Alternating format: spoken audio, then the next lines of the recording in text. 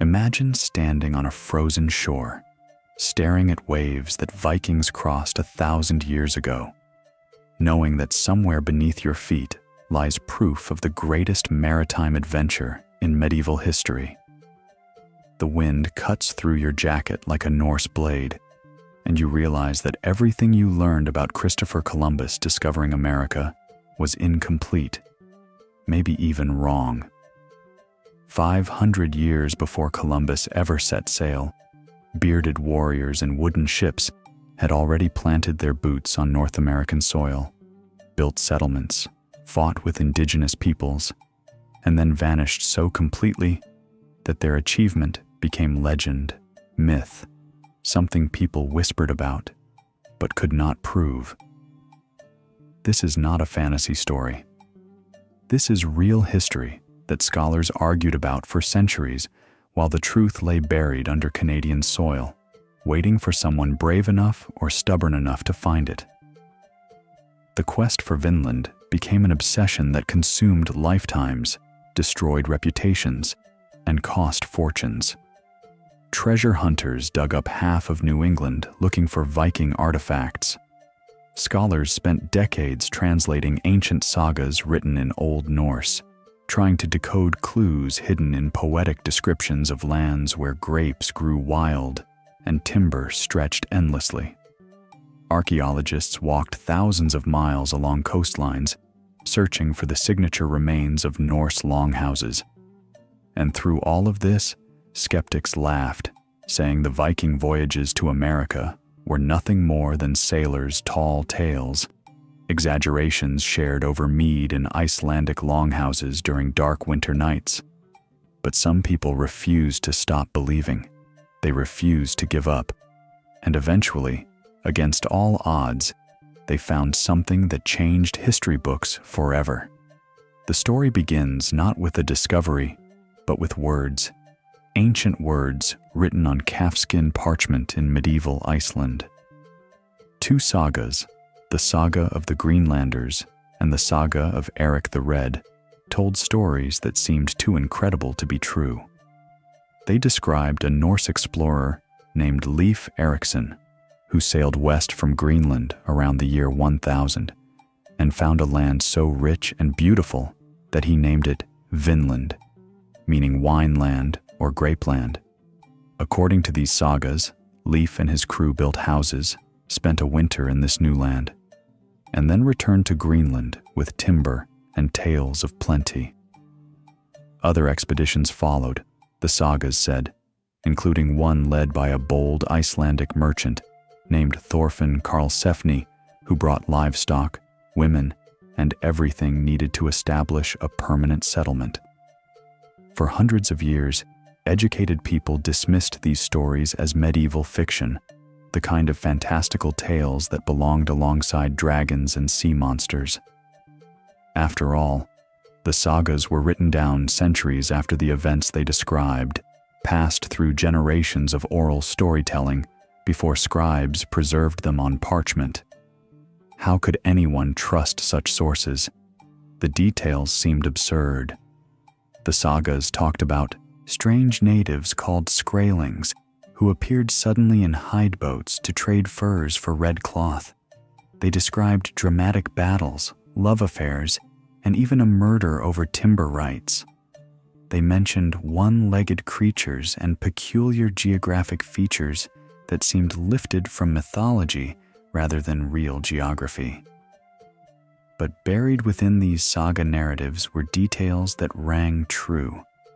Little observations about weather patterns, animal behavior, and sailing conditions that only someone who had actually made such voyages would know. The sagas described how ice behaved in certain waters, how specific stars appeared in the sky at different times of year, how salmon ran in rivers that flowed into unknown bays. These were not the kinds of details that medieval fiction writers usually included. These were the memories of sailors who had been somewhere real, somewhere cold and strange and dangerous, somewhere that matched no known place in the medieval Norse world except one possibility: North America. As centuries passed and geographical knowledge expanded, a few scholars began to wonder if perhaps the sagas contained grains of truth. During the 1800s, when nationalism swept through Scandinavia and people took renewed pride in Viking heritage, the search for Vinland became almost a patriotic duty. If Vikings had truly reached America 5 centuries before Columbus, then the entire narrative of European discovery needed rewriting. The Spanish and Italians had celebrated Columbus for generations, but Scandinavians could claim an even earlier achievement, one that demonstrated Norse courage and seafaring skill at its absolute peak. The problem was finding proof, solid archaeological evidence that could withstand scientific scrutiny. And this is where the story becomes both fascinating and frustrating, because for every genuine clue discovered, 10 false leads emerged. 19th century America was experiencing its own obsession with Vikings, and this obsession produced some of the most elaborate hoaxes in archaeological history. Farmers plowing fields would suddenly discover runic inscriptions on stones, claiming Vikings had visited Minnesota or Oklahoma or Massachusetts. Museums displayed supposed Viking weapons that turned out to be medieval European reproductions or even modern forgeries. Con artists created fake artifacts and sold them to wealthy collectors who desperately wanted to believe in Viking presence across America. The most famous of these hoaxes was the Kensington runestone, discovered in 1898 by a Swedish immigrant farmer in Minnesota. This large stone slab bore a runic inscription claiming that a party of Norse explorers had reached central Minnesota in 1362, centuries after the supposed Vinland voyages. The stone caused enormous controversy. Some scholars defended it as authentic, while others pointed out linguistic problems with the runes and the suspicious circumstances of its discovery. The debate raged for decades, and even today, despite overwhelming evidence that the stone is a modern creation, some people refuse to accept that conclusion. The Kensington runestone became a cautionary tale for Viking researchers, a reminder that wanting something to be true does not make it true, and that extraordinary claims require extraordinary evidence. Other supposed Viking finds included the Newport Tower in Rhode Island, a stone structure that some enthusiasts insisted was built by Norse explorers as a church or fortification. Serious archaeological investigation revealed that the tower was actually built by English colonists in the 17th century as a windmill. There were claims of Viking swords found in Ontario, Viking coins discovered in Maine, and Viking ship rivets recovered from beaches in Massachusetts. Almost all of these finds were either misidentified objects from other cultures, European items brought to America in later centuries, or outright fakes created to deceive collectors. By the early 20th century, many professional archaeologists had grown so tired of Viking hoaxes that they became skeptical of all claims about Norse presence in North America. The saga accounts were dismissed as mythology. The search for Vinland was considered a waste of time, something pursued only by amateurs and dreamers who could not distinguish between folklore and history. Serious scholars focused their attention elsewhere, leaving the Viking question to gather dust in the corners of academic respectability. But not everyone gave up. In Norway, a scholar named Helge Ingstad refused to believe that the sagas were pure fiction. Ingstad was not a typical academic. He had worked as a trapper in northern Canada, served as a governor in Greenland, and understood Arctic conditions firsthand. He knew how to survive in harsh climates, and he knew the kind of landscapes that medieval Norse settlers would have sought out. During his time in Greenland, Ingstad became convinced that if Vikings had truly reached North America, they would have established settlements in locations similar to their Greenland farms places with good grazing land, access to timber, and protection from Atlantic storms. Ingstad studied the saga descriptions carefully, paying attention not to dramatic events, but to mundane details about landscape and sailing directions. The sagas mentioned that Vinland lay southwest of Greenland, that the journey took several days of good sailing, and that the land had specific characteristics, including rivers suitable for salmon, wild grapes, and timber that Greenlanders desperately needed since their own land was nearly treeless. Ingstad believed these clues pointed to a specific geographic region, the northern coast of Newfoundland, where climatic conditions 1,000 years ago might have allowed wild grapes to grow farther north than today, and where Norse sailors could have found everything the sagas described.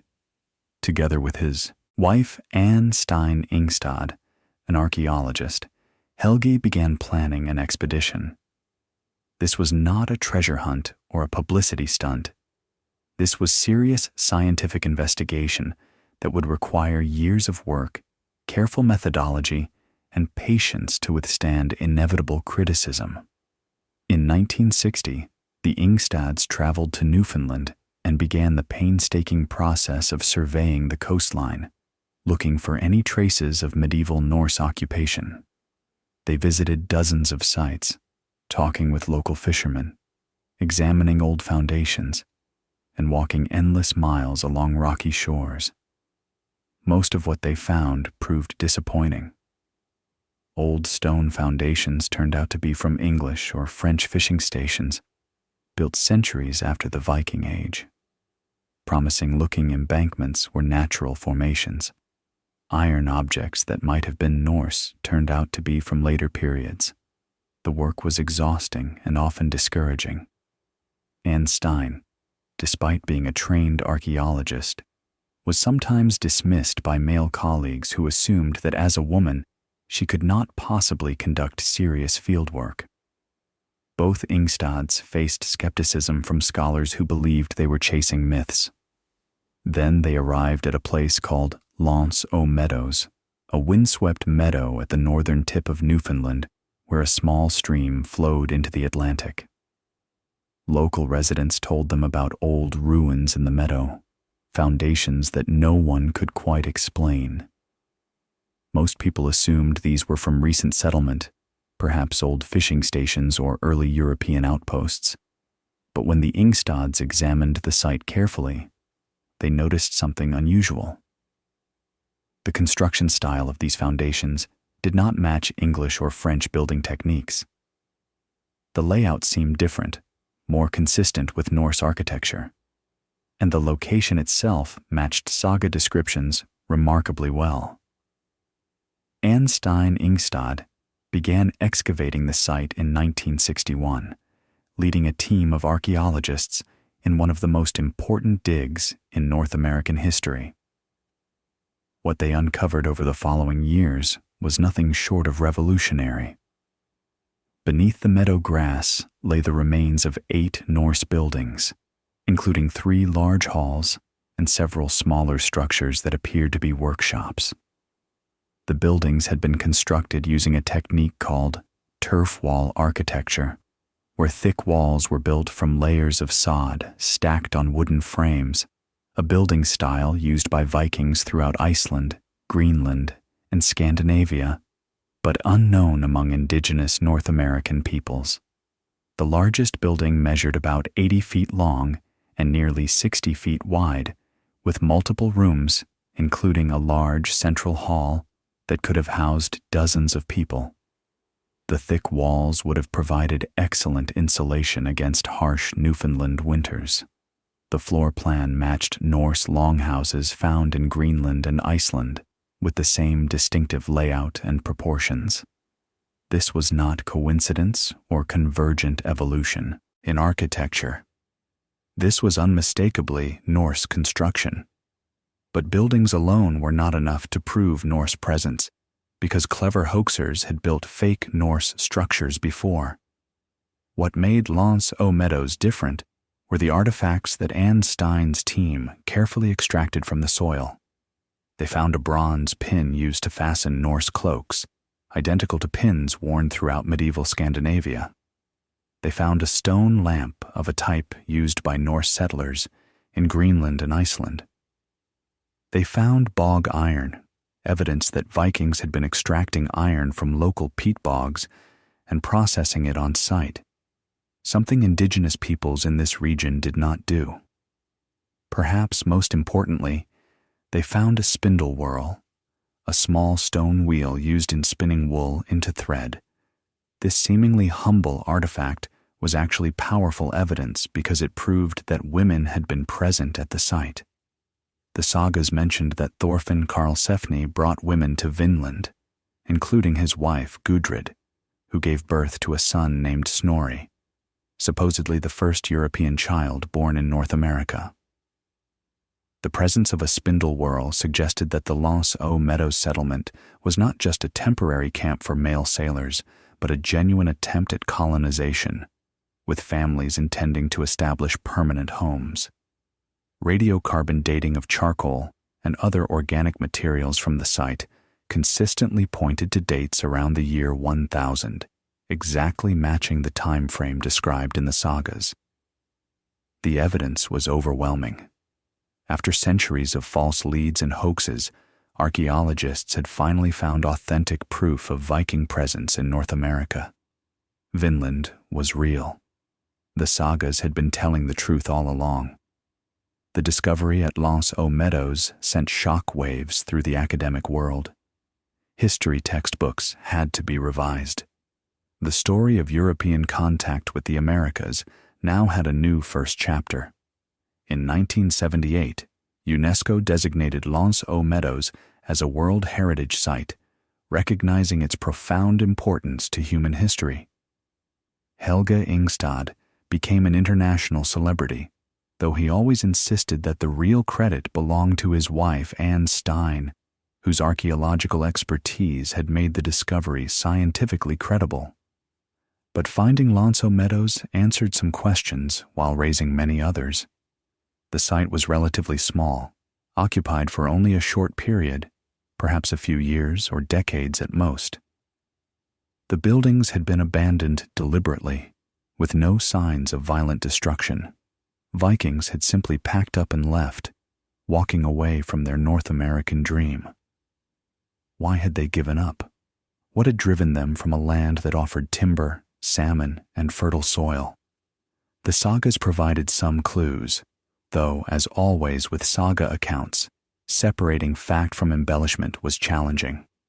According to these stories, conflicts with indigenous peoples, whom the Norse called skrælings, made permanent settlement impossible. The sagas described several violent encounters where small groups of Norse settlers faced much larger numbers of native warriors armed with bows and arrows. In one particularly dramatic saga account, a pregnant Norse woman named Freydis Eriksdottir scared away attacking skrælings by baring her breast and slapping a sword against it, though this story sounds more like heroic legend than reliable history. What does seem clear from both saga accounts and archaeological evidence is that the Norse presence in North America was never large enough to establish permanent control. Greenland itself had only a few thousand Norse inhabitants, and Vinland expeditions probably involved just a few dozen people at most.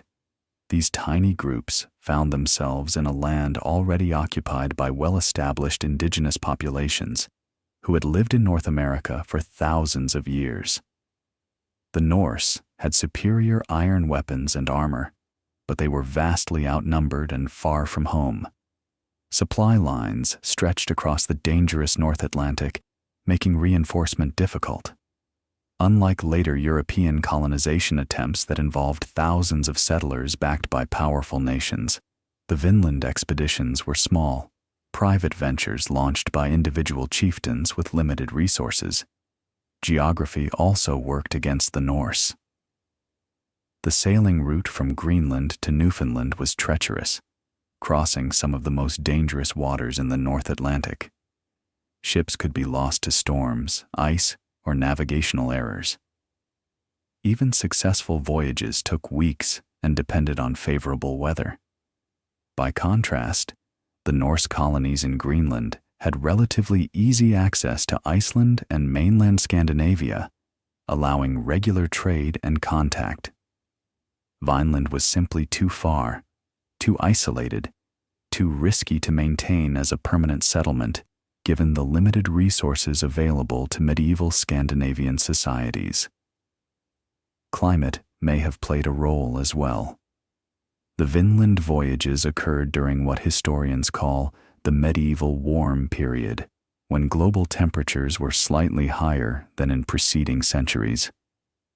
This warmer climate had allowed Norse settlers to establish farms in Greenland's coastal areas, where they raised sheep and cattle in relatively favorable conditions.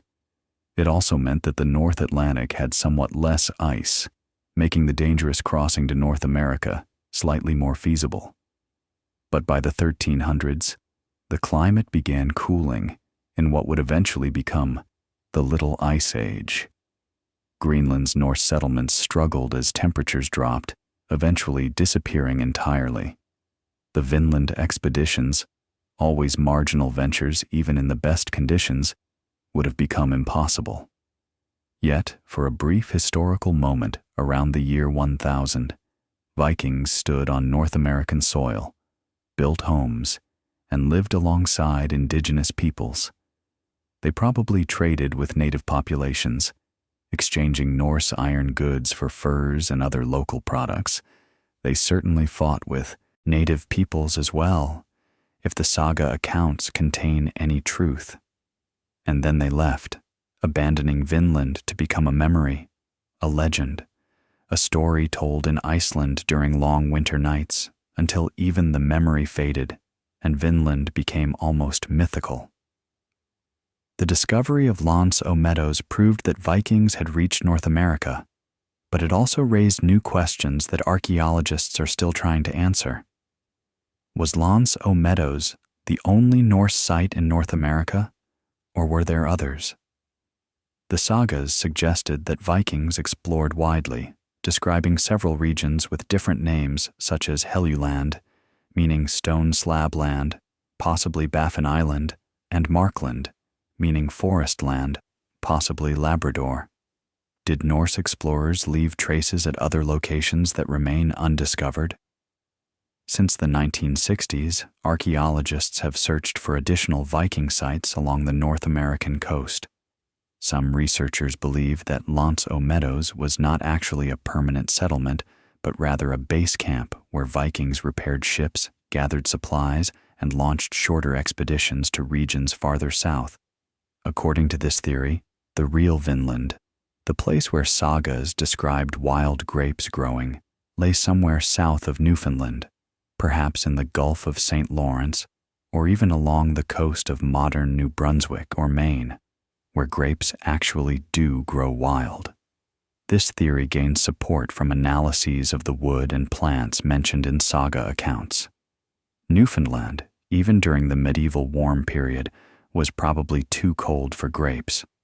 The butternut wood and grapevines described in sagas suggested a slightly warmer climate, consistent with regions farther south. Perhaps Vikings used Meadows as a northern base, while exploring warmer areas where they spent winters and gathered the grapes and timber that gave Vinland its name. Several potential Viking sites farther south have been investigated, but none have produced conclusive evidence of Norse presence.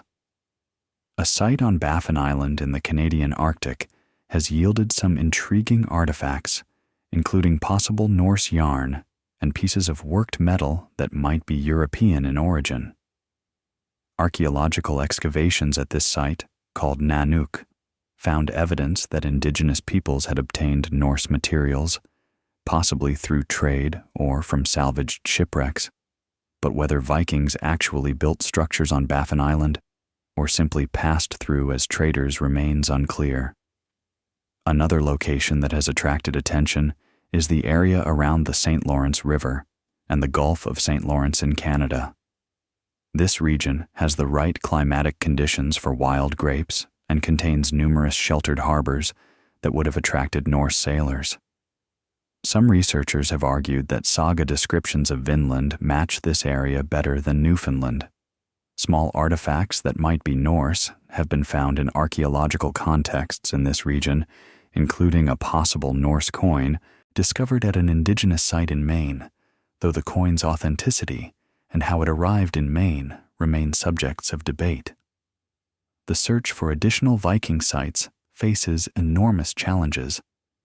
1,100 years of natural processes have erased or buried most traces of short-term human occupation. Wooden structures rot, especially in wet climates. Artifacts made of organic materials like leather, cloth, and wood decay rapidly. Even metal objects rust and disintegrate. The Norse left a light footprint on the North American landscape, occupying sites for perhaps a few years before abandoning them. Unlike the substantial stone ruins left by later European colonizers, Norse turf buildings melted back into the landscape once abandoned, leaving only faint traces visible only to trained archaeologists using modern detection equipment.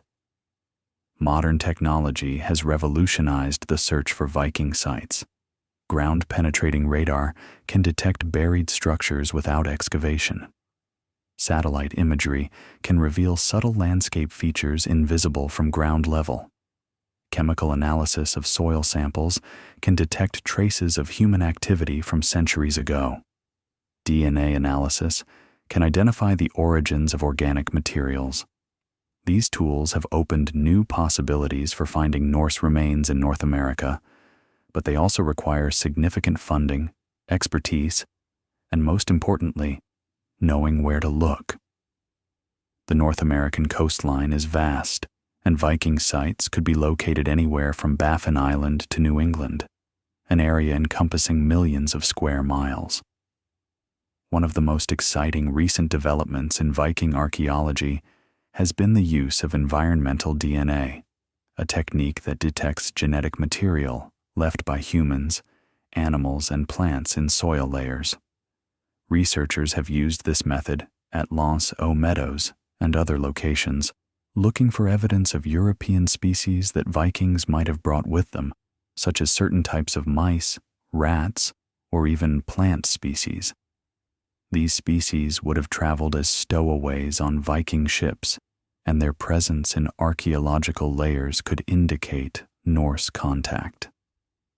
Some preliminary results have been promising, suggesting that Viking presence might have been more widespread than the physical structures indicate, but this research is still in early stages. Another fascinating area of investigation involves studying Icelandic and Greenlandic genetic populations for traces of indigenous American ancestry. If Vikings had indeed established settlements in Vinland and interacted extensively with native peoples, there should be genetic evidence in the form of Native American DNA markers in medieval Icelandic populations. In 2010, researchers announced that they had found exactly such evidence, identifying an indigenous American genetic lineage in modern Icelandic people that appeared to date back roughly to the time of the Vinland voyages. This suggested that at least one Native American woman had traveled to Iceland, either willingly or unwillingly, during the Viking Age. However, subsequent research has challenged these findings, and the question of genetic exchange between Vikings and Native Americans remains controversial and unsettled. The story of how indigenous peoples experienced Viking contact is one that archaeologists and historians are increasingly trying to understand. For centuries, the Vinland narrative focused entirely on Norse perspectives, drawing from saga accounts written by Vikings or their descendants. But indigenous peoples were not passive background characters in this story. They were active participants who had their own histories, their own motives, and their own perspectives on these strange visitors who arrived in large boats. Archaeological evidence suggests that the indigenous peoples who encountered Vikings in Newfoundland were likely ancestors of the Beothuk people, though the Beothuk themselves were tragically driven to extinction by European colonization in later centuries, with the last known Beothuk dying in 1829.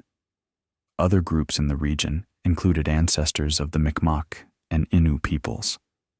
These were sophisticated societies with complex cultures, extensive trade networks, and deep knowledge of the landscapes where Vikings attempted to settle. From the indigenous perspective, the Viking arrivals would have been disturbing events. Strange people with pale skin and unusual clothing appeared in enormous boats, built structures unlike any native architecture, and possessed mysterious metal tools and weapons that must have seemed almost magical to people whose technology was based on stone, bone, and wood. The Norse likely seemed aggressive, unpredictable, and dangerous. Saga accounts describe the Norse as immediately suspicious of natives, treating them as threats rather than potential allies or trading partners. This attitude probably contributed to the conflicts that eventually drove Vikings from Vinland. Some scholars have suggested that indigenous peoples may have initially welcomed the chance to trade with Vikings, obtaining valuable iron goods in exchange for furs and other products. But as the Norse began building permanent structures and claiming land, tensions would have risen. Indigenous societies in this region had their own concepts of territory and resource use, and the Viking assumption that they could simply take land and establish settlements would have been seen as provocative and hostile. Small skirmishes escalated into larger conflicts, and the numerically inferior Norse eventually concluded that maintaining a presence in Vinland was not worth the cost. Understanding the indigenous side of this story is challenging because Native Americans in this region had no writing systems, so there are no indigenous written accounts of Viking contact. Archaeological evidence provides some clues, showing that native peoples acquired Norse artifacts, but whether through trade, raiding, or scavenging is often unclear. Oral traditions might have preserved memories of Viking contact, but centuries of disruption from later European colonization make it difficult to identify which traditional stories, if any, actually refer to Norse visitors rather than later European arrivals. One intriguing possibility is that indigenous peoples deliberately drove Vikings away, making the settlements untenable through sustained resistance. From this perspective, the Viking withdrawal from Vinland represents one of the earliest successful indigenous resistances to European colonization attempts. Unlike later European invasions that brought overwhelming force and devastating diseases, the small Viking expeditions could be resisted effectively, forcing the would-be colonizers to abandon their efforts. This interpretation gives agency to Native Americans in the Vinland story, recognizing that the failure of Norse colonization was not simply a matter of Viking choices, but also resulted from indigenous resistance and defense of their homelands. The cultural impact of the Vinland voyages on Viking society itself is another fascinating question. For a time, expeditions to Vinland were apparently prestigious and profitable ventures. Successful explorers returned to Greenland and Iceland with valuable timber, furs, and stories of adventure that enhanced their social standing. The most famous Vikings who participated in Vinland expeditions, such as Leif Erikson and Thorfinn Karlsefni, were remembered in sagas and family genealogies for centuries. But as Vinland expeditions became increasingly dangerous and unprofitable, enthusiasm waned. By the mid-1100s, references to Vinland in Norse sources became increasingly vague and backward-looking, treating the voyages as historical events from a heroic past rather than ongoing possibilities. One mysterious aspect of the saga accounts is the apparent loss of specific geographical knowledge about Vinland over time. The sagas preserved stories about Viking voyages, but the precise sailing directions and location information became confused or symbolic. By the 1300s, when the sagas were written down in their surviving forms, even Icelanders who preserved these stories seem to have been unclear about where exactly Vinland was located. This suggests that after Vinland expeditions ceased, probably in the mid to late 1100s, the specific knowledge of how to reach North America was gradually forgotten. Later, medieval Norse world maps show Vinland as a vague land somewhere to the west, but without the detail that would allow sailors to actually find it. This loss of knowledge is not as surprising as it might seem. In the Viking Age and medieval period, sailing knowledge was primarily transmitted orally from experienced sailors to apprentices. Written navigation guides were rare and rudimentary. When the generation of sailors who had actually visited Vinland died out, and when their sons and grandsons stopped making these dangerous voyages, the specific knowledge of Vinland's location faded. The Greenland colonies that had launched these expeditions were themselves struggling by the 1300s and eventually disappeared entirely, taking whatever remaining Vinland knowledge they possessed with them into oblivion. By the time Columbus sailed to the Caribbean in 1492, the Viking discovery of America had been completely forgotten in most of Europe. A few scholars might have been aware of vague references to lands called Vinland or Wineland in Old Norse sources, but these were generally dismissed as mythological, or at best as confused references to already known places. The Norse voyages had left no lasting impact on European geographical knowledge, no ongoing contact with the Americas, and no permanent settlements. From a historical perspective, the Viking discovery of America was a dead end, an achievement that led nowhere. And yet, the Viking voyages to North America remain historically significant for several reasons. First, they demonstrate the remarkable maritime capabilities of medieval Norse sailors. Crossing the North Atlantic in open boats without compasses, charts, or any modern navigation instruments was an extraordinary feat of seamanship. The fact that Vikings made this crossing multiple times, established settlements, and returned safely to tell about it shows a level of skill and courage that commands respect even today. Second, the Vinland voyages reveal how global climate patterns influenced human history. The medieval warm period created conditions that made Norse expansion into the North Atlantic possible, allowing settlement of Iceland, Greenland, and briefly North America. When the climate cooled, these marginal settlements became unsustainable, and Norse colonists either died out or retreated. This pattern reminds us that human civilizations exist within environmental contexts, and that climate change has always posed challenges to human communities, long before modern industrialization. Third, the rediscovery of the Viking voyages in modern times illustrates how historical knowledge can be lost and recovered. For centuries, the Vinland voyages were forgotten, dismissed as legends, or actively suppressed because they contradicted preferred narratives about Columbus and Spanish explorers. The patient work of scholars like Helge and Stine Ingstad recovered this lost history, reminding us that the past is not a fixed, known thing, but something we continually rediscover and reinterpret as new evidence emerges. Fourth, the Viking presence in North America raises interesting counterfactual questions about what might have happened if circumstances had been different. What if the Norse had been more numerous and better resourced? What if they had developed better relations with indigenous peoples? What if climate conditions had remained favorable longer? Could Norse culture have established permanent roots in North America, changing the entire trajectory of American history? These questions are ultimately unanswerable, but they invite us to think about historical contingency and how small changes in circumstances can lead to vastly different outcomes.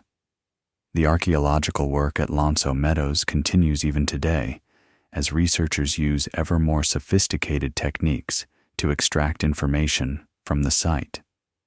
Every few years, new findings emerge that add details to our understanding of Norse presence in North America.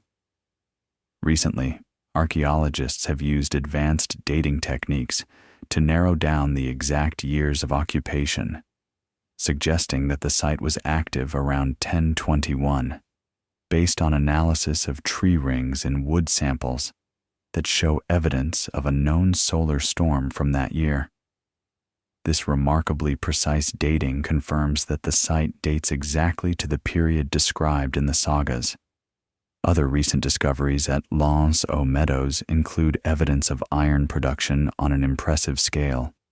Archaeologists have found the remains of a bloomery, a type of furnace used to smelt iron from bog ore. Analysis suggests that workers at the site produced significant quantities of iron, probably to make nails and rivets for ship repairs. This finding supports the theory that Meadows served as a base camp where Vikings maintained and repaired their vessels between longer explorations of the region. Excavations have also revealed fascinating details about daily life at the Norse settlement. The remains of insects found in the turf walls indicate that Vikings brought European flies and other parasites with them to North America, tiny biological signatures of their presence. Seeds and pollen samples show what plants grew around the settlement, helping researchers reconstruct the local environment. Butchered animal bones reveal that the Norse ate a diet similar to what they consumed in Greenland, including seal, caribou, and various fish species. There is no evidence that they ate corn or any other indigenous American crops, suggesting limited interaction with native peoples, or at least limited adoption of Native American foods. One of the most debated questions about Meadows is how many people lived there and for how long. The settlement could have housed perhaps 70 to 90 people at maximum capacity based on the size of the buildings. But was it ever fully occupied? Or did different expeditions use the site at different times? Current evidence suggests multiple periods of occupation, with Vikings returning to the site over several decades rather than maintaining continuous presence. This pattern would make sense if the settlement served as a staging area for expeditions rather than a permanent colony. The broader question of Norse exploration beyond Meadows continues to intrigue researchers. Saga accounts describe Vikings traveling extensively along the North American coast, exploring bays, rivers, and islands. They encountered different indigenous peoples in different regions, suggesting they traveled considerable distances. If even a fraction of the saga accounts is true, then Vikings explored far more of North America than just the northern tip of Newfoundland. But where did they go? And did they leave archaeological traces we have not yet found? Some researchers have proposed that Vikings traveled as far south as the Gulf of Maine, or even Cape Cod, regions where the climate would have been warm enough for wild grapes to grow abundantly. These areas would match saga descriptions of Vinland better than cold, grapeless Newfoundland. The problem is that no convincing archaeological evidence of Norse presence has been found in these southern regions. Every few years, someone announces a new potential Viking site in New England. But upon investigation, these claims invariably fall apart, revealing either natural features, artifacts from later periods, or outright hoaxes. The persistence of these false discoveries reflects our collective desire to believe in Viking presence throughout North America. There is something romantically appealing about imagining Vikings exploring widely, perhaps traveling up major rivers like the Hudson or the St. Lawrence, encountering diverse indigenous cultures, and leaving traces across the continent. But wanting something to be true does not make it true, and professional archaeologists have become understandably cautious about claims of Viking presence outside the areas where solid evidence exists. However, absence of evidence is not evidence of absence. Just because we have not found additional Viking sites does not mean they do not exist. Perhaps future archaeologists, using technologies we cannot yet imagine, will discover more Norse settlements along the North American coast. Or perhaps Meadows really was the only significant Norse settlement, with other expeditions leaving such temporary traces that nothing substantial remains. Until more evidence emerges, we must live with uncertainty, acknowledging both what we know and what we do not know about Viking exploration of North America. The cultural legacy of the Vinland voyages extends far beyond academic history. In Scandinavian countries, especially Norway and Iceland, Leif Erikson has become a celebrated national hero, a symbol of Viking achievement and adventurous spirit. Statues of Leif stand in cities across Scandinavia and North America. October 9th is celebrated as Leif Erikson Day in several U.S. states, recognizing Norse discovery of America. This celebration began in the early 20th century, promoted by Scandinavian American communities who wanted recognition for their heritage in American history. Narratives dominated by English, Spanish, and Italian contributions. The Vinland story has also become entangled with nationalism and ethnic pride in complicated ways. During the late 1800s and early 1900s, when scientific racism and racial theories were unfortunately mainstream, some people used Viking discovery of America to promote ideas about Nordic superiority and to claim that Scandinavians had a special historical right to prominence in American society. These racist interpretations are thoroughly rejected today, but they cast a long shadow over Viking history, reminding us that historical narratives can be misused to serve harmful ideologies. In popular culture, Vikings have become enormously fashionable, inspiring countless books, movies, television shows, and video games. The Vinland voyages feature prominently in this Viking popular culture boom.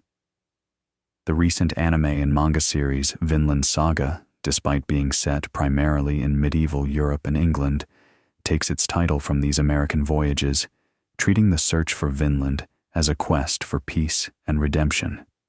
Numerous historical novels have dramatized Leif Erikson's voyages and the conflicts with Skrælings described in the sagas. Video games allow players to lead Viking expeditions to Vinland and build settlements. This popular fascination with Vikings is not entirely new.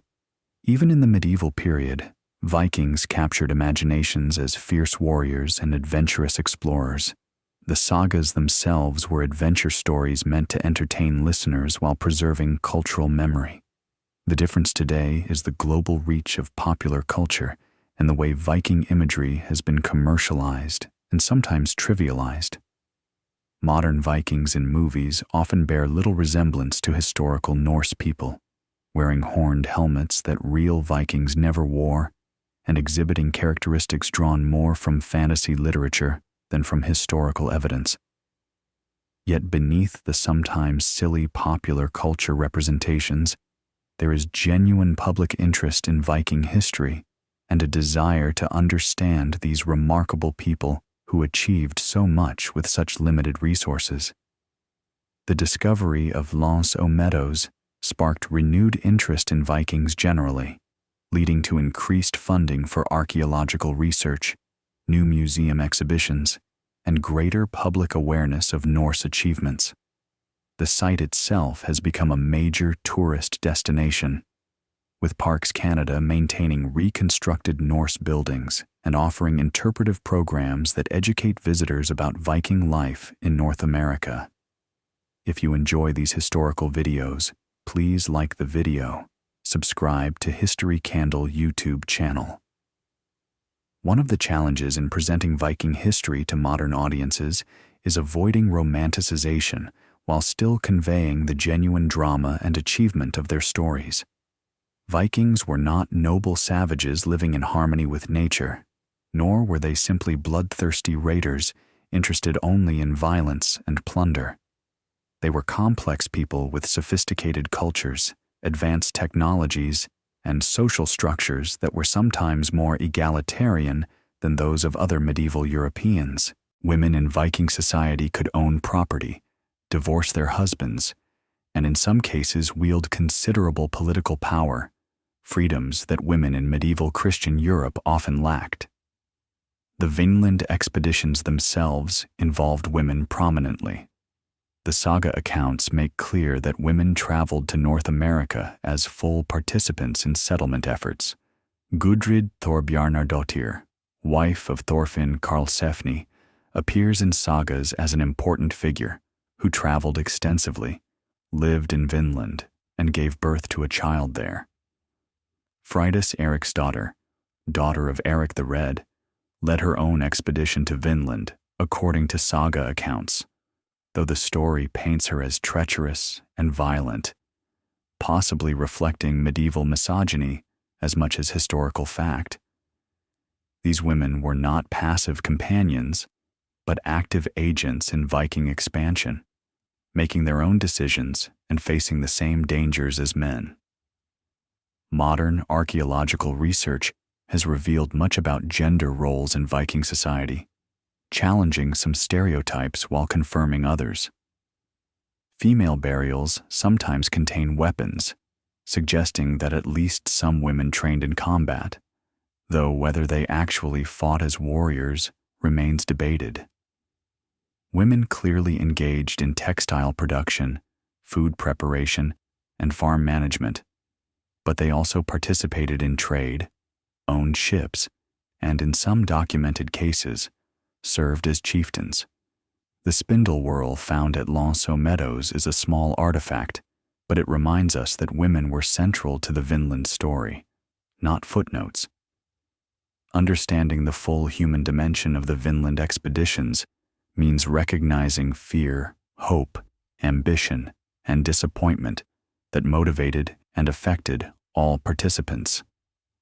Imagine being a Norse settler sailing toward an unknown land, spending weeks on a cold, dangerous ocean, uncertain whether you will survive the journey or what you will find at the end. Imagine the excitement of first sighting an unfamiliar coast, the anxiety of encountering peoples whose language and customs are completely foreign, the discomfort of trying to build a new life in a strange environment far from home. Imagine also the indigenous peoples watching strange ships arrive, seeing foreigners build permanent structures on lands that belong to established communities, trying to decide whether these newcomers are potential trading partners or existential threats. These human experiences, these moments of contact between different cultures, are what make the Vinland story more than just a tale of exploration.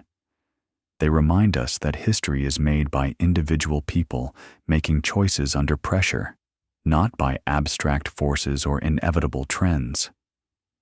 The Vikings who sailed to Vinland chose to take enormous risks in pursuit of land, wealth, adventure, or simply a better life. The indigenous peoples who encountered them chose how to respond, whether with curiosity, hospitality, suspicion, or hostility. And out of these individual choices emerged the pattern we now see, the brief Norse presence in North America that left archaeological traces but no lasting settlement. The eventual abandonment of Vinland raises the question of why later Norse generations did not try again. By the 1300s, Norse Greenlanders were struggling, their settlements increasingly isolated as climate cooling made life harder and European interest in Greenland waned. Why did these struggling settlers not attempt to relocate to Vinland, where timber and fertile land remained available? Part of the answer is surely that they had lost the specific knowledge of how to reach Vinland. But another factor may have been fear, cultural memory of conflicts with indigenous peoples that made Vinland seem too dangerous despite its resources. There may also have been a shift in Norse maritime culture. The Viking Age is usually defined as lasting from roughly 790, when Norse raiders first attacked England, to around 1066, when the last great Viking invasion of England failed. After this period, Scandinavian societies became more Christian, more integrated with broader European culture, and less focused on overseas expansion. The swashbuckling adventurism that had driven Vikings to explore the North Atlantic gave way to more settled, agricultural societies focused on internal development rather than external exploration. By the time Columbus sailed in 1492, Scandinavians had largely abandoned their seafaring traditions, becoming farmers and fishermen who stayed close to home. The contrast between Viking and later European exploration of the Americas is striking in many ways. Columbus had royal backing, professional crews, and ships designed specifically for long ocean voyages. He could draw on accumulated Portuguese and Spanish experience with Atlantic sailing. He had compasses and other navigation instruments Vikings lacked, and most importantly, Columbus's voyages sparked immediate and sustained interest from powerful European nations eager to exploit American resources. Within decades of Columbus, thousands of European colonists were crossing the Atlantic, establishing settlements that, unlike the Norse attempts, would prove permanent. The Vikings, by contrast, explored as individuals or small groups without substantial institutional support. They navigated by the sun, stars, and dead reckoning, skills that required enormous expertise but had limits. Their ships, while beautifully designed for their purposes, were open boats that offered crews little protection from weather. And when they found Vinland, they encountered an immediate problem. There was no easy wealth to extract, no gold or silver lying around, just land that required hard work to farm and timber that had to be laboriously cut and transported. For the limited Norse population in Greenland, Vinland offered potential resources, but also enormous challenges and risks. Moreover, Vikings found North America already densely populated by peoples who possessed their own advanced cultures and who were not about to surrender their lands without resistance. Later, European colonizers would have the catastrophic advantage of epidemic diseases that devastated Native American populations. The germs carried by Columbus and subsequent European arrivals would kill millions of indigenous people, destroying social structures and making colonization far easier than it otherwise would have been. Vikings arriving in North America around the year 1000 apparently did not bring diseases that significantly affected Native American populations, or if they did, these diseases did not spread widely. The indigenous peoples Vikings encountered were healthy, numerous, and capable of effective resistance. All of these factors combined to make Viking colonization of North America impossible given the resources available. The Vinland voyages represent the absolute limit of what Norse society could achieve, a remarkable testament to their courage and skill, but also to the geographical and demographic constraints they faced. They pushed as far as their technology and numbers would allow, established a foothold on a new continent, and then were forced to withdraw. Their failure, if we can call it that, was not a failure of courage or determination, but a realistic assessment of what was possible. Yet the memory of Vinland persisted in Icelandic culture for centuries, kept alive in saga accounts that future generations treasured, even when they no longer fully understood the geography described. These sagas preserved the stories of Leif Erikson, Thorfinn Karlsefni, Gudrid Thorbjarnardóttir, and others who participated in the great adventure. The sagas celebrated Norse exploration while also acknowledging its costs describing conflicts, failures, and the ultimate abandonment of the dream. In this way, the Vinland sagas were remarkably honest, refusing to present exploration as a simple triumph and instead showing it as a complex, ambiguous endeavor with mixed results. The modern rediscovery of Vinland through archaeology has given these old stories new life and new meaning. What was once dismissed as legend has been proven true, at least in its essential claims about Norse presence in North America. This transformation from myth to history is one of the great archaeological detective stories involving decades of patient work, numerous false leads, and ultimately a discovery that revolutionized our understanding of medieval history. But the Vinland story is far from complete. Every archaeological discovery prompts new questions. Every saga passage subjected to fresh analysis reveals new possible interpretations. Every year brings new technologies that might help locate additional Norse sites or extract more information from known sites. The quest for Vinland continues, not as a search for the location, which we now know, but as an ongoing effort to understand what Vikings experienced, how they interacted with indigenous peoples, why they ultimately withdrew, and what their achievement means for our understanding of human exploration and cultural contact. For those of us fascinated by history, the Vinland story offers lessons that resonate beyond its specific circumstances. It reminds us that history is full of roads not taken, achievements that went nowhere, and successes that were later forgotten. It shows us that human capabilities are often greater than we assume, that people with supposedly primitive technology accomplished extraordinary feats through skill, knowledge, and determination. It demonstrates that cross-cultural contact has always been complex, involving exchange, conflict, misunderstanding, and adaptation. And it suggests that our understanding of the past is always incomplete, always subject to revision as new evidence emerges.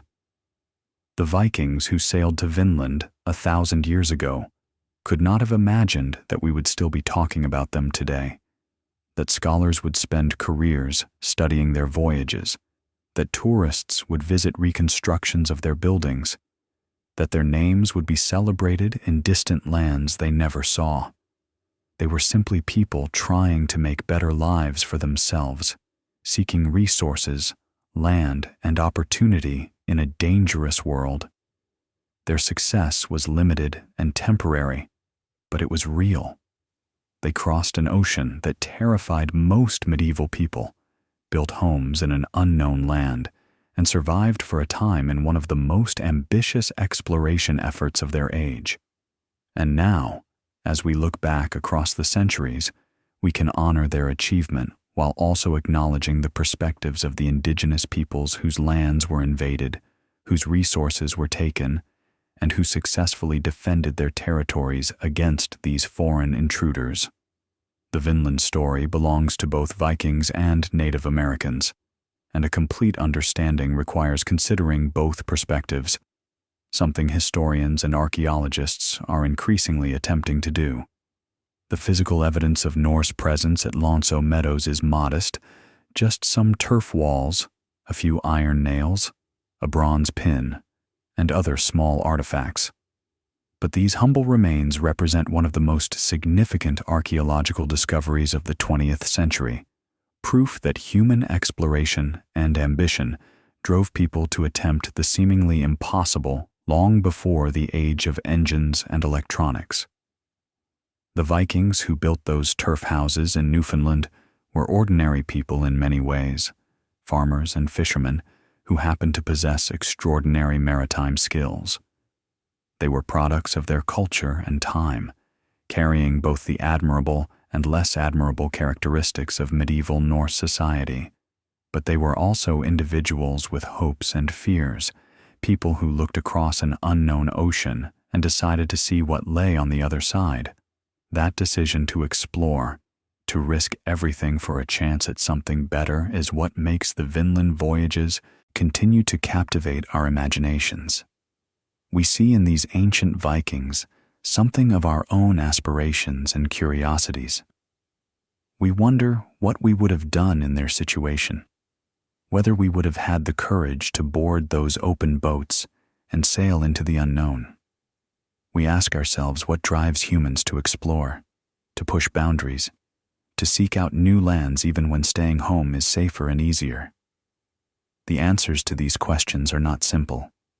Some Vikings went to Vinland seeking wealth, others seeking land, still others perhaps just seeking adventure and glory. Some probably went because their chieftains commanded it, following leaders into dangerous situations out of loyalty or obligation. The motivations were diverse, complex, and often mixed, just as human motivations always are. Reducing the Vinland voyages to any single explanation misses the rich human reality behind these expeditions. What we can say with certainty is that around the year 1000, Norse sailors accomplished something remarkable. They crossed one of the world's most dangerous oceans in open boats and established settlements on a continent unknown to Europeans. They did this without maps, without compasses, without any of the technologies we take for granted. They navigated by the sun and stars, by the color of the water, by the flight patterns of birds, and by accumulated knowledge passed from master sailors to apprentices. Their achievements demonstrated human capability at its highest level. The fact that their settlements did not last, that Vinland was abandoned and eventually forgotten, does not diminish what Vikings accomplished. Many of history's greatest explorers reached places that were not subsequently colonized or even revisited for generations. Exploration is not always about permanent conquest or settlement. Sometimes it is simply about going somewhere, seeing what is there, and returning to tell others. The Vikings who sailed to Vinland did this, and in doing so, they expanded human geographical knowledge, even if that knowledge was later lost and had to be rediscovered. In thinking about the Vinland voyages, we should also reflect on what makes exploration valuable.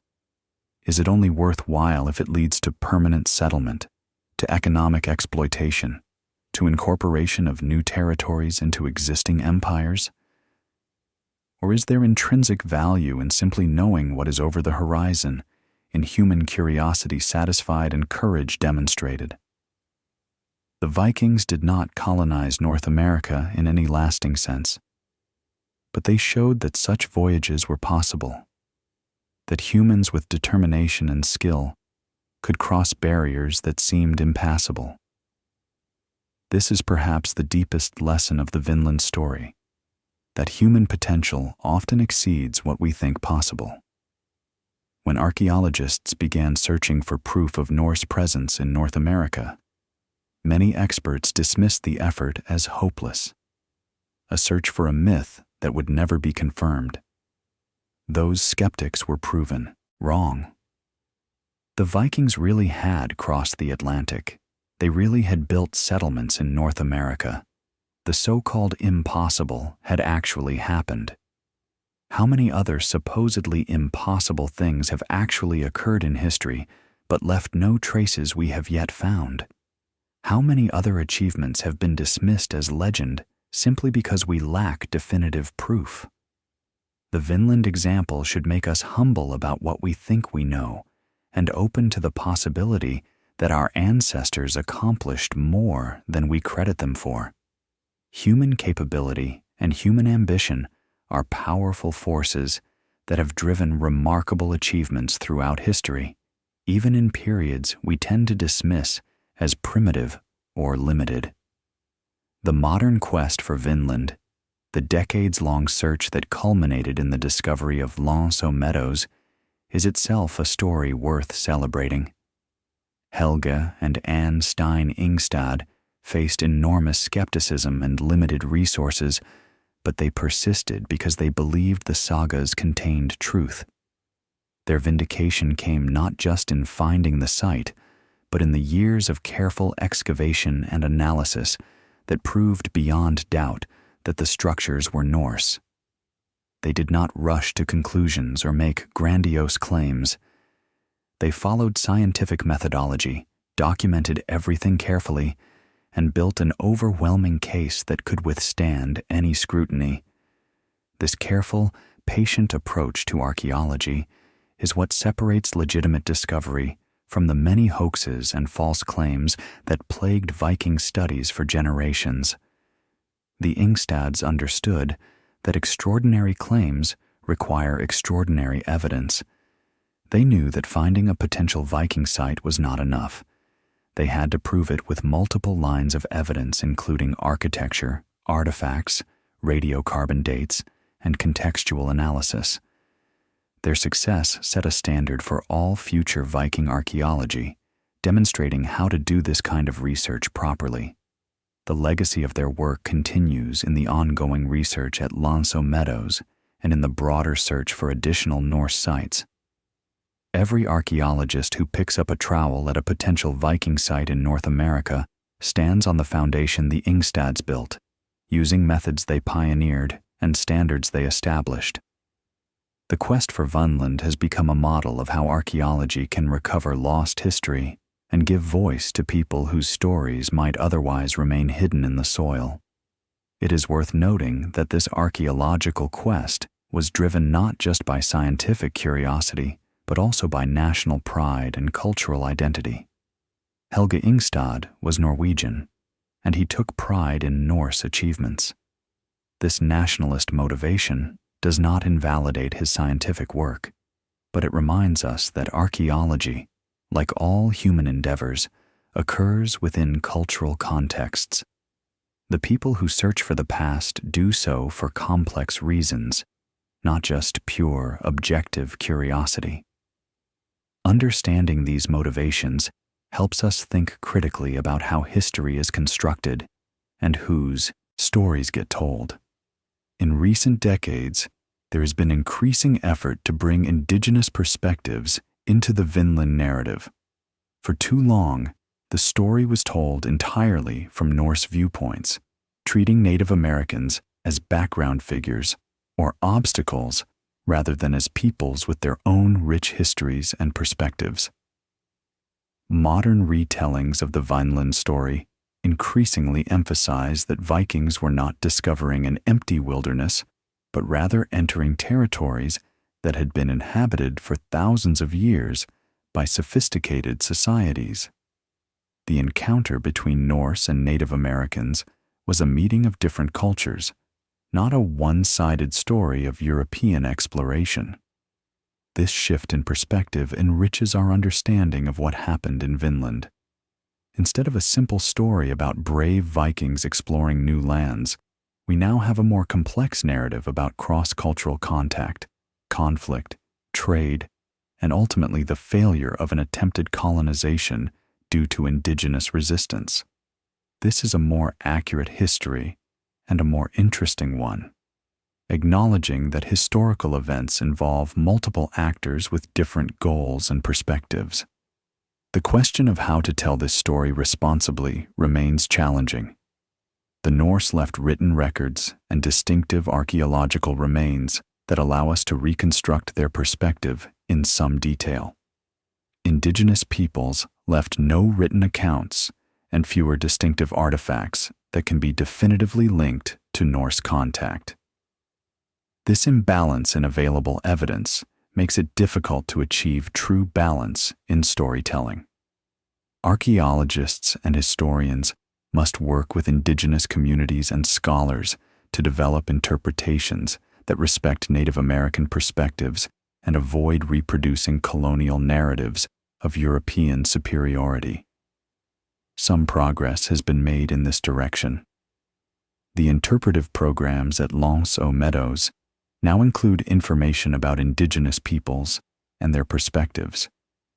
Museums displaying Viking artifacts increasingly contextualize these materials within broader stories of cross-cultural contact. Scholars consult with indigenous communities when developing research programs and interpretations, but there is still much work to be done to fully integrate indigenous voices into how we understand and present the Vinland story. One exciting area of future research involves archaeological investigation of indigenous sites from the period of Norse contact. If Vikings traded with native peoples, then indigenous archaeological sites from around the year 1000 might contain Norse artifacts or show evidence of Norse influence. Conversely, careful study of Meadows might reveal more evidence of indigenous presence or contact than has been found so far. Some researchers believe that the two cultural groups probably had more extensive interaction than current evidence indicates, with trade relationships that left subtle traces in the archaeological record.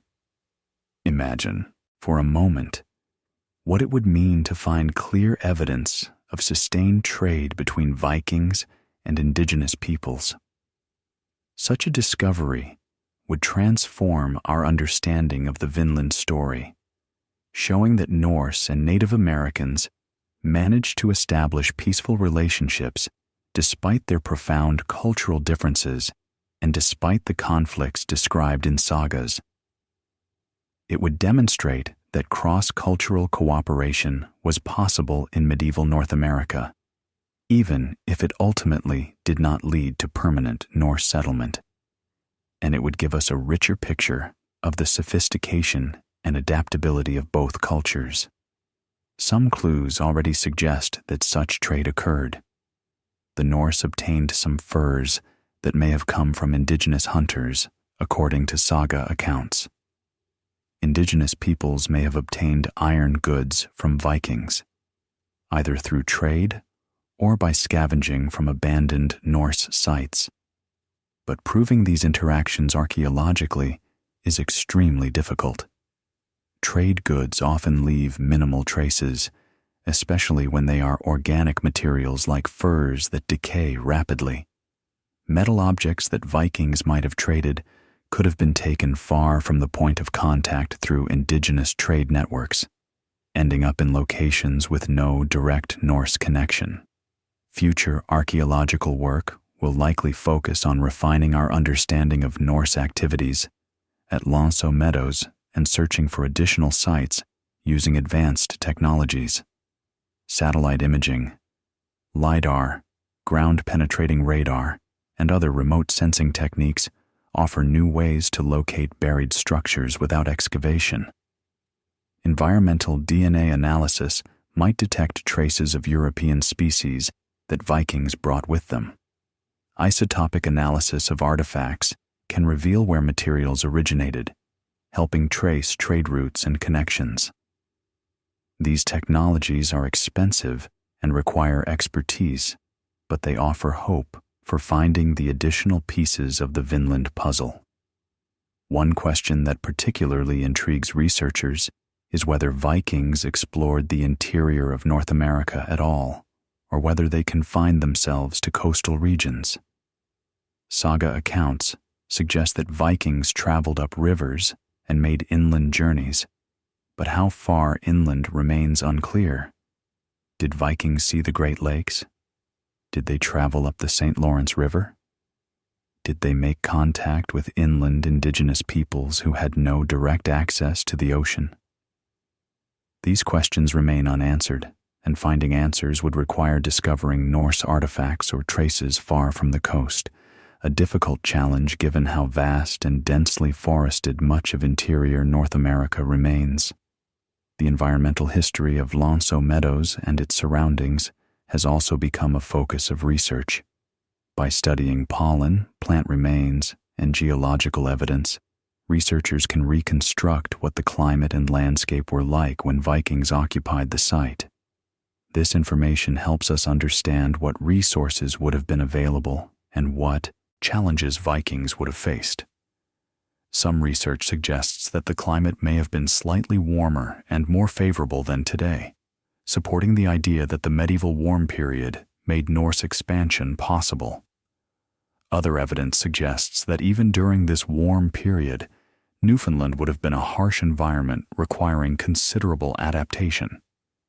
Understanding how Vikings adapted to North American conditions is crucial for understanding why settlement ultimately failed. Did Vikings try to maintain European farming practices that were unsuitable for local conditions? Did they fail to adopt indigenous knowledge and technologies that would have made survival easier? Or were the challenges they faced simply insurmountable given their limited numbers and resources? The archaeological evidence suggests that Vikings at Meadows lived much as they had in Greenland, maintaining their cultural practices rather than adopting indigenous methods. This cultural conservatism may have contributed to their difficulties. The parallels between Norse settlement attempts and later European colonization efforts are both striking and instructive. Like Vikings, later European colonizers often struggled initially, facing food shortages, conflicts with indigenous peoples, and high mortality rates. Unlike Vikings, later Europeans had the resources to keep sending reinforcements, eventually overwhelming local populations through sheer numbers and, tragically, through epidemic diseases. The Viking experience in Vinland shows us what might have happened if later European colonization attempts had faced indigenous peoples at full strength, with no demographic catastrophe to weaken them. The outcome might have been very different. This counterfactual thinking, imagining how history might have unfolded differently, is not just idle speculation. It helps us understand that historical outcomes are not inevitable, that small changes in circumstances can produce vastly different results. If the Norse had been more numerous, if they had developed better relationships with indigenous peoples, if climate conditions had remained favorable longer, the story of European contact with the Americas might have taken a completely different trajectory. Understanding this contingency makes history more dynamic and interesting than a simple march toward predetermined outcomes.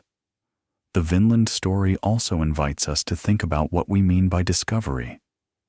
Did Vikings really discover America if their achievement went unrecorded in European knowledge and led to no lasting contact? Indigenous peoples had been living in North America for thousands of years, so from their perspective, there was nothing to discover.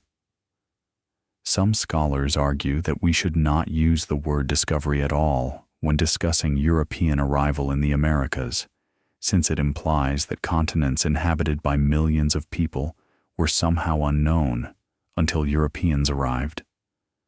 Others argue that discovery is an appropriate term if we understand it as meaning discovery by a specific culture, recognizing that what is known to one group may be unknown to another. These semantic debates reflect deeper questions about how we conceptualize history and whose perspectives we prioritize. The traditional narrative that Columbus discovered America privileges European perspectives and treats indigenous presence as irrelevant. A more balanced approach acknowledges that Columbus established contact between two hemispheres that had been isolated for thousands of years, initiating exchanges that transformed both sides. The Viking voyages represent an earlier, but ultimately unsuccessful attempt at establishing such contact. The Vikings reached America and interacted with Native Americans, but they did not succeed in creating lasting connections between the Old World and the New World. What made Columbus's voyages transformative was not that they were first, but that they were sustained and led to ongoing contact. Within a generation of Columbus, European presence in the Americas was permanent and expanding. The Vikings achieved the remarkable feat of reaching North America, but they could not maintain that achievement. In this sense, the Norse voyages were a historical dead end, fascinating in themselves, but leading nowhere. The broader history of the Americas was shaped by post-Columbian contact, not by the Viking voyages, 5 centuries earlier. Yet the Vikings proved that such voyages were possible, that the Atlantic could be crossed in both directions, and that humans possessed the courage and skill to undertake such dangerous journeys. In this sense, the Norse voyages prefigured later European exploration, demonstrating human capabilities that would be more fully realized centuries later. The Vikings were, in a sense, ahead of their time, attempting colonization before the technology, resources, and demographic conditions existed to make it sustainable. Now, I want to hear from you. What do you think motivated Vikings to keep returning to Vinland despite the dangers and challenges they faced? Was it primarily about resources like timber and furs, or was there something deeper driving these expeditions? Share your thoughts in the comments below.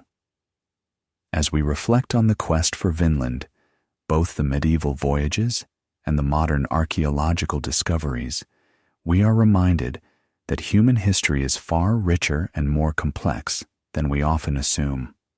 Stories we dismissed as legends sometimes turn out to be true.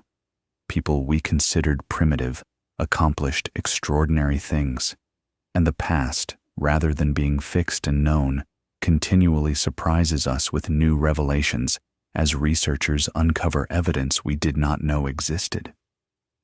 The discovery of Meadows by Helge and Stine Ingstad was one of the great archaeological triumphs of the 20th century, vindicating the saga accounts and proving that Vikings really did establish settlements in North America. But that discovery was not an ending. It was a beginning. It opened up new questions, sparked new research, and transformed our understanding of medieval history. Every year brings new findings from Meadows as archaeologists apply new techniques to extract more information from the site. Every year brings new attempts to locate additional Norse sites along the North American coast. The quest for Vinland continues, driven by our insatiable curiosity about the past and our desire to understand how we got to where we are today. The Vikings who sailed to Vinland 1,000 years ago would probably be amazed to learn that we remember them, that we care about their voyages, that we spend enormous effort trying to understand what they did and why. They were not trying to make history in the sense of creating something memorable for future generations. They were simply trying to survive, to prosper, to build better lives for themselves and their families. But in doing so, they accomplished something remarkable that continues to inspire us today. Their story reminds us that exploration is fundamentally human, that we have always been curious about what lies beyond the horizon. From the earliest human migrations out of Africa to modern space exploration, we have continually pushed into new territories, seeking knowledge, resources, opportunity, or simply the satisfaction of knowing what is out there. The Vikings were part of this great human story of exploration, and their voyages to Vinland represent a particularly dramatic chapter in that ongoing narrative. As we consider the Viking achievement, we should also remember the costs and consequences of exploration. The indigenous peoples who encountered Vikings faced invasion of their territories, violent conflicts, and the beginning of centuries of European pressure that would eventually transform or destroy their societies. The romantic image of Viking exploration should not blind us to the fact that from indigenous perspectives, these were invasions, not discoveries. The land Vikings called Vinland was not empty or unknown. It was home to peoples who had lived there for millennia and who had their own names, their own histories, and their own claims to these territories. Balancing appreciation for Viking achievement with acknowledgement of indigenous perspectives is one of the challenges in telling the Vinland story responsibly. We can marvel at Norse maritime skill, while also recognizing that their voyages represented aggressive expansion into lands already occupied. We can celebrate archaeological discoveries while also remembering that these discoveries tell only part of the story. We can learn from the Norse experience while also considering what this encounter meant to the Native American peoples who were suddenly confronted with strange invaders from across the ocean. The full story of Vinland includes both perspectives, both the Norse desire for expansion and resources and the indigenous resistance that ultimately forced Vikings to withdraw. It includes both the courage of Vikings who sailed into unknown waters and the courage of Native Americans who defended their homelands against foreign invaders. Both sides showed remarkable bravery, determination, and cultural resilience. Both sides contributed to the historical events we now study and try to understand. As archaeological research continues and our understanding deepens, we may discover new aspects of the Vinland story that we cannot currently imagine. Perhaps we will find evidence of more extensive trade between Vikings and indigenous peoples.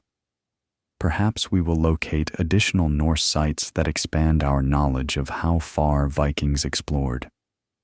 Perhaps new interpretations of saga accounts will reveal details we previously missed.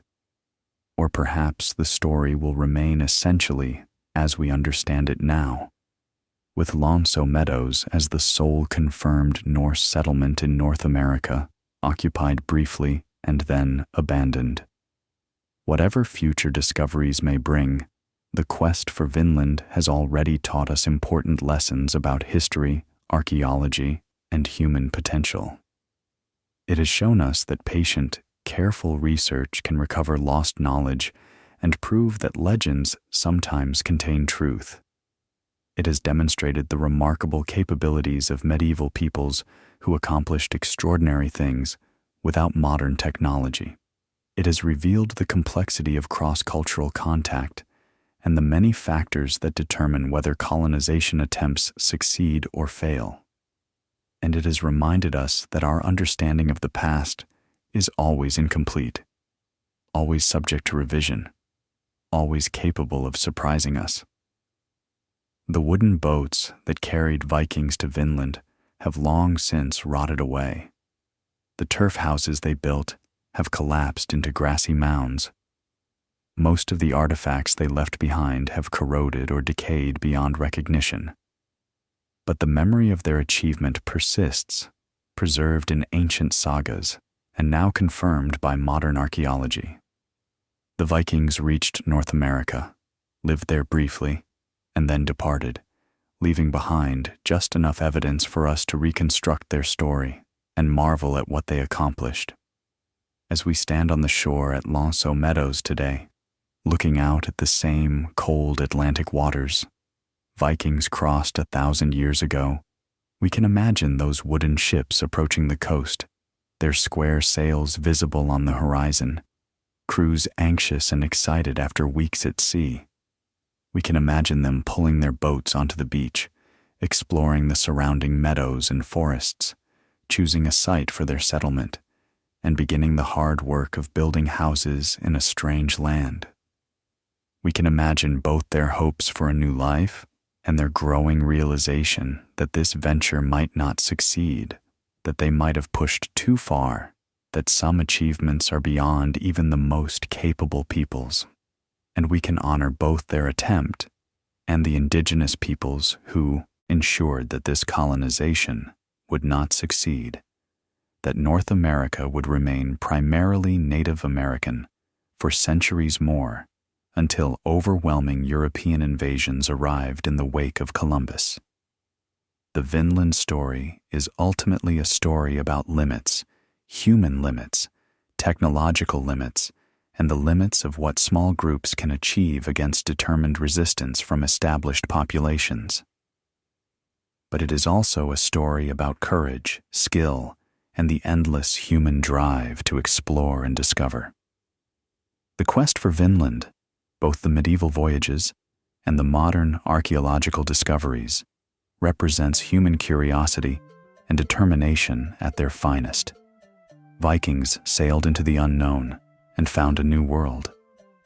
Modern archaeologists searched for decades and found proof of these voyages. Both achievements required vision, persistence, and willingness to pursue difficult goals despite skepticism and obstacles. Both remind us that great things are possible if we dare to attempt them, even if success is uncertain and the outcome unclear. If you enjoy these historical videos, please like the video. Subscribe to History Candle YouTube channel. The Vikings who built Meadows could not have known that 1,000 years later, people from around the world would travel to this remote spot to see the remains of their settlement. They could not have imagined that their names would be remembered, their voyages celebrated, their achievements studied by scholars using technologies that would seem like magic. They were simply living their lives, making the best decisions they could with the information and resources available. And yet, in doing so, they created a legacy that continues to inspire us today. This is perhaps the deepest truth of the Vinland story, that ordinary people doing extraordinary things can change history. The Vikings were not superhuman. They were sailors and farmers who happened to possess remarkable skills and courage.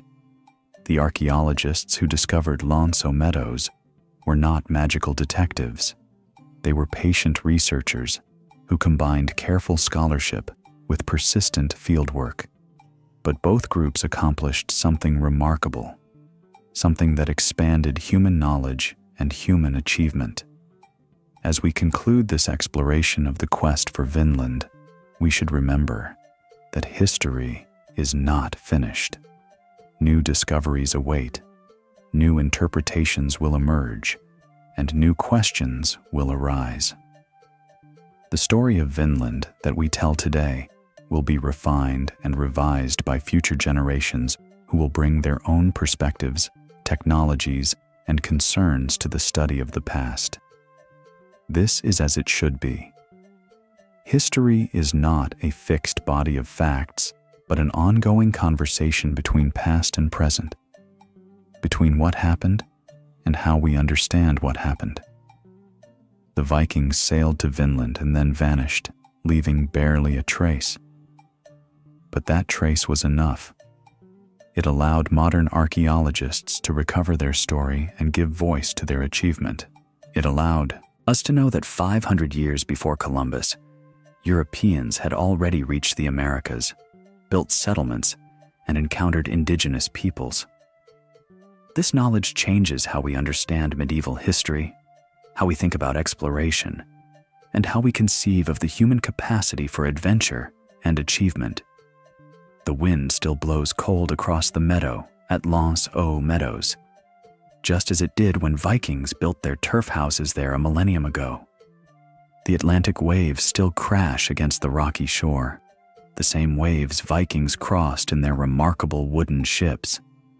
The land remains beautiful and harsh, offering both resources and challenges to anyone brave enough or foolish enough to try living there. And we stand in that place, marveling at what was attempted and what was achieved, honoring both those who voyaged from across the sea and those who were already here, recognizing that the past is more complex and more fascinating than any simple story can capture. The quest for Vinland is not over.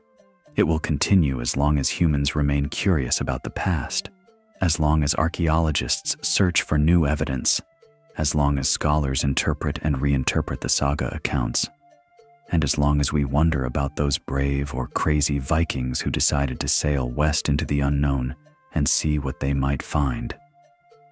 Their journey inspired the modern quest that led to the discovery of Meadows. That discovery has inspired new generations of researchers to continue exploring, questioning, and seeking to understand. And so the story goes on, past and present intertwined, each new generation adding its own chapter to the ongoing saga of human exploration and the eternal quest to know what lies beyond the horizon.